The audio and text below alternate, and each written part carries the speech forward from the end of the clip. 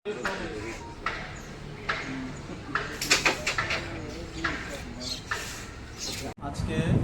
বিকেল অনুমান 4টার দিকে আমাদের সিক্রেট ইনফরমেশন আসে যে রামসোনা রোড থেকে একটা হাই স্পিড অটো যার নম্বর TR053712 সেটা কিছু বিলেতি মদ নিয়ে আসছে পেচারতলের দিকে যাবে কাঞ্চনপুর রোড হয়ে।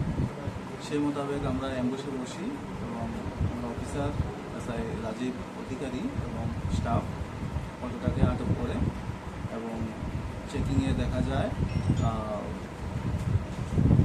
200 বোতল আসাম মেড পল্টু বিলেতি মদ ধরে নিয়ে আমরা।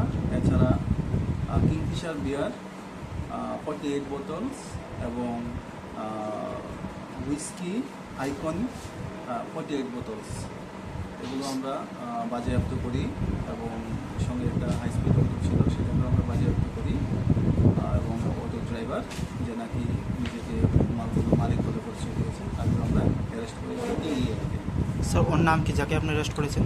বিকাশ দেবনাথ। ওর বাড়ি পেশারতল। স্যার মালগুলো কি আসাম থেকে নিয়ে আসছিল?